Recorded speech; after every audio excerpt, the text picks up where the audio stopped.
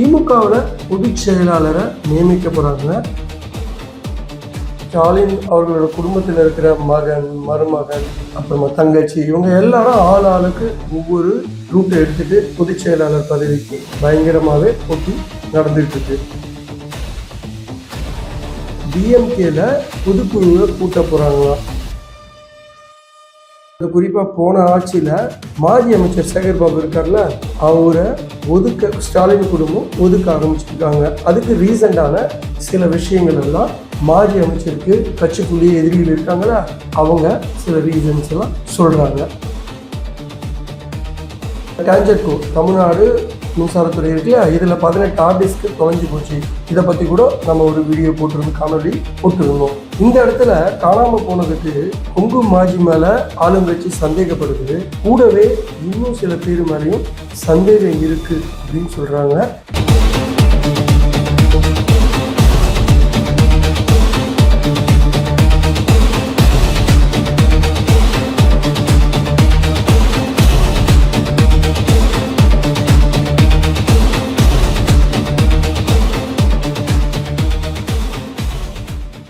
வணக்கம் HKS voice media நேயர்களே.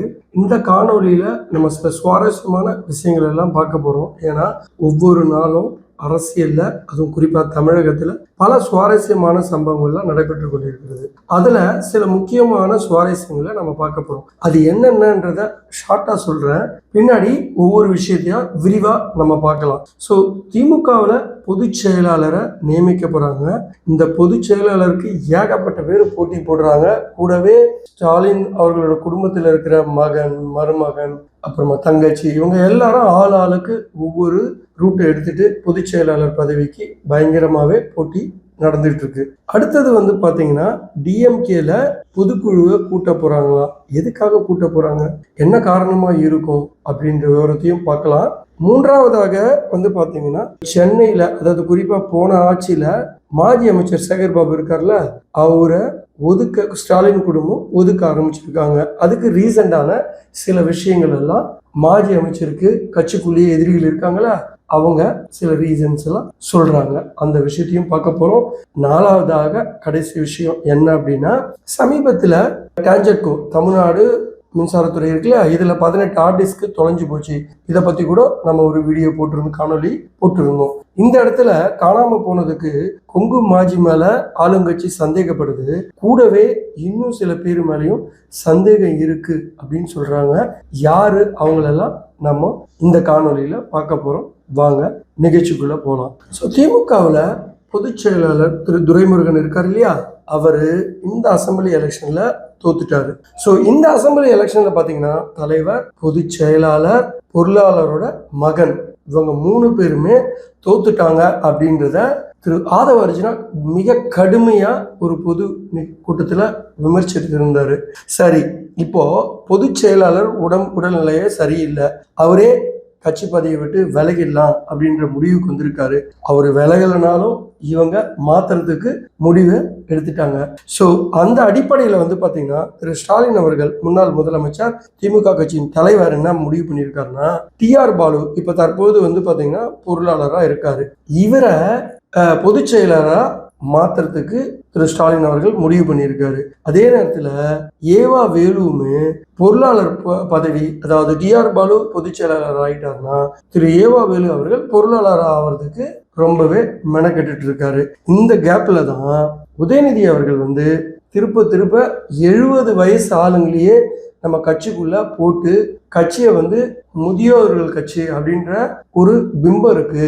அப்ப இப்ப இருக்கிற சூழ்நிலைக்கு ஜென்சி கவர்ற மாதிரி இருக்கணும்னா ஒரு இளம் வயதுடைய ஒரு ஆளை நம்ம பொதுச் செயலாளர் பதவிக்கு போட்டா நல்லா இருக்கும் அப்படின்றது உதயநிதி அவர்களோட வாதம்.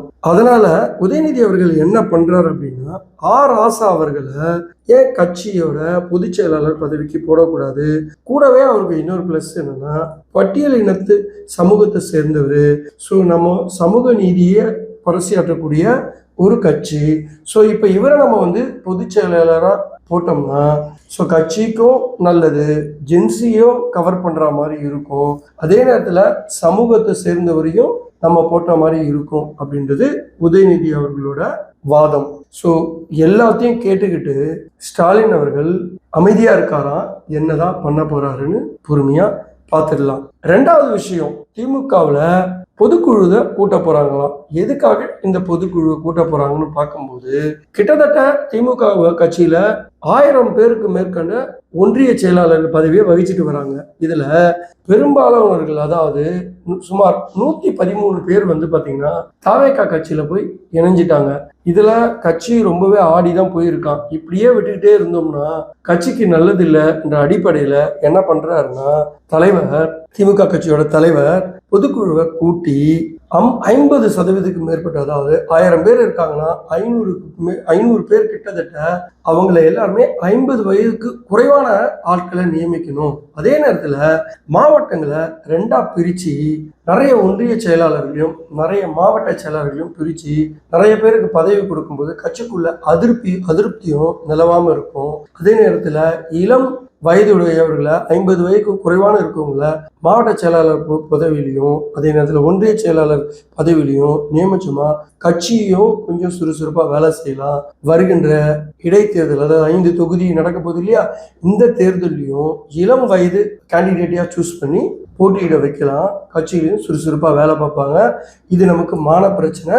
இந்த 5 தொகுதி இடைத்தேர்தல் திமுக கட்சிக்கு மான பிரச்சனை. நிச்சயமா வெற்றி பெற்றே ஆக வேண்டும் என்ற முனைப்புல திமுக தலைவர் இருக்கிறாராம்.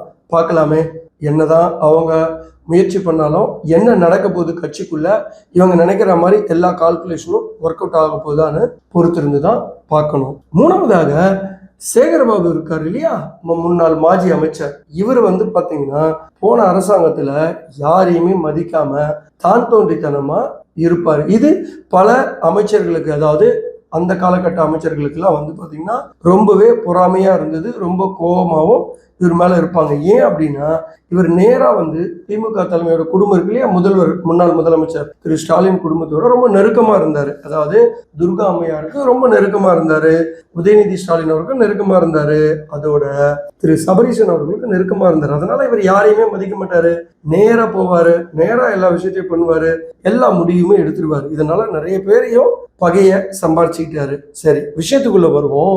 இவர் என்னன்னா எப்பவுமே கட்சி நிகழ்ச்சிக்கான விளம்பரங்களை பாத்தீங்கன்னா கட்சியோட பத்திரிகையான முரசொலி பத்திரிகையில விளம்பரத்தை கொடுப்பாரு. இந்த தடவை என்ன சொல்லிட்டாங்கன்னா, முன்னாள் முதல்வர் திரு ஸ்டாலின் அவர்கள் குடும்பத்துல என்ன சொல்லிட்டாங்கன்னா, செனட் ரோட்ல இவர் எந்த விளம்பரத்தையும் கொடுக்க வேணாம், இவர் வேலையை மட்டும் பார்க்க சொல்லுங்க அப்படின்னு சொல்லிட்டாங்க. உதாரணத்துக்கு இப்போ கலைஞர் பிறந்த நாள் வந்துச்சு இல்லையா, இந்த பிறந்த நாளை கூட ஒரு பக்க அளவுக்கு அவர் விளம்பரம் கொடுக்க ரெடியா இருந்திருக்காரு. ஆனா அவரை கூப்பிட்டு நீங்க எதுவும் விளம்பரம் எல்லாம் கொடுக்காதீங்க அப்படின்னு சொல்லிட்டு திரு ரங்கநாதன் இருக்காரு இல்லையா, முன்னாள் சட்டமன்ற உறுப்பினர், அவர் பாத்தீங்கன்னா அவர்கிட்ட கொடுத்து விளம்பரத்தை கொடுக்க வச்சிருக்காங்க.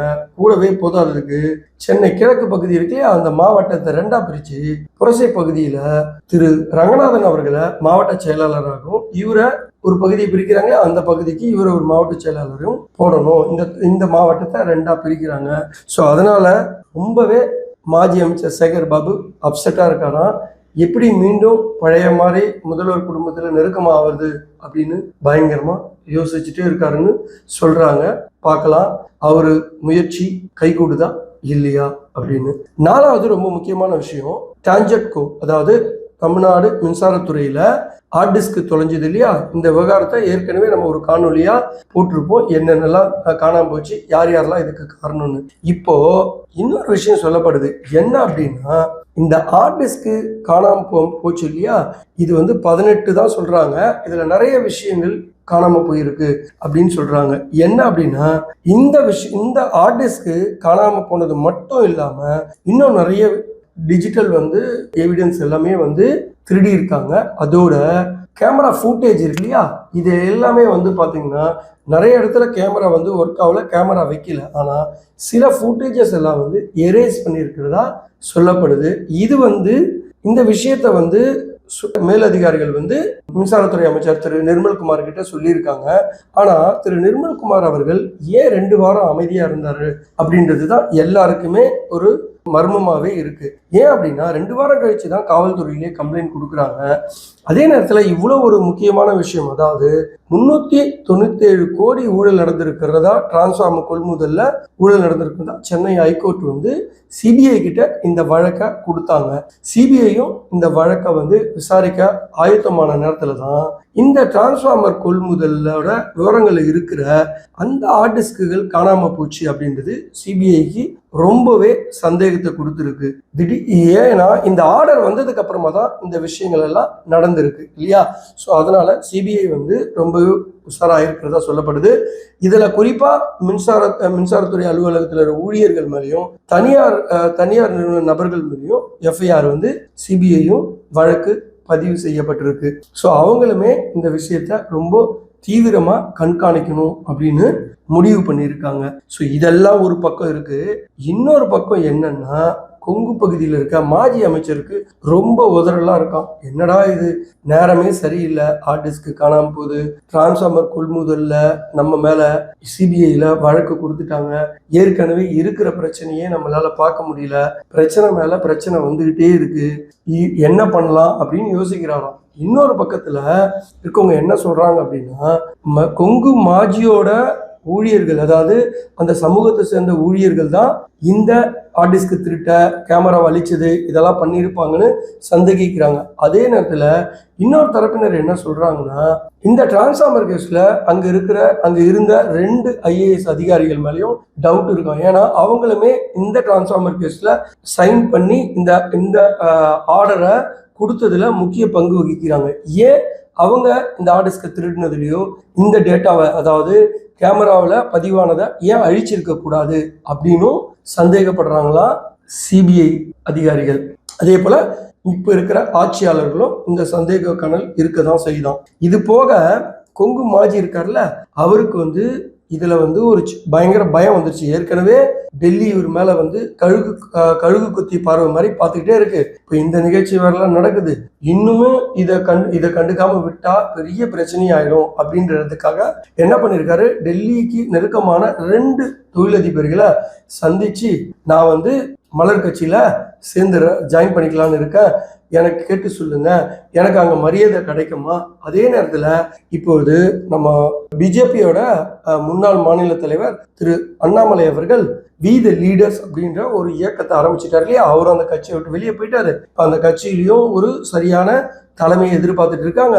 ஸோ நான் அந்த இடத்துக்கு வந்து என்னை மரியாதையா நடத்தினாங்கன்னா நானும் அந்த கட்சியை வளர்க்குறதுக்கும் அதே நேரத்துல பொறுப்பான ஒரு தலைவராக இங்கிருந்து செயல்படுறதுக்கும் நான் காரணமா இருப்பேன், கேட்டு சொல்லுங்க அப்படின்ற அடிப்படையில அந்த 2 பிசினஸ் மேனையும் கேட்க சொல்லியிருக்காராம். அவங்களுமே கேட்கிறாங்களாம். இதுக்கு காரணம் இன்னொன்னு இருக்குன்னு சொல்றாங்க. இப்போ அந்த கட்சியில போயிட்டா தன் மீது இருக்கும் தலை மேல இருக்கும் கத்தி எல்லாம், அதாவது வழக்குகள் எல்லாம் வந்து நீர்த்து போக வச்சிடலாம், இந்த பிரச்சனையிலேருந்து விடுபட்டுடலாம். 2வது, பிஜேபி கட்சிக்கும் சரியான தமிழ்நாட்டில் தலைமை இல்லாம இருக்கு. நாம் அந்த தலைமையை ஏற்று நடத்தணும்னா நம்மள மரியாதையா பார்த்தாங்கன்னா நாமும் எலெக்ஷன்ல வெற்றி பெற்று இங்க இருக்கிற கட்சியையும் சிறப்பாக வழிநடத்தி ஒரு கௌரவமா இருந்துடலாம்.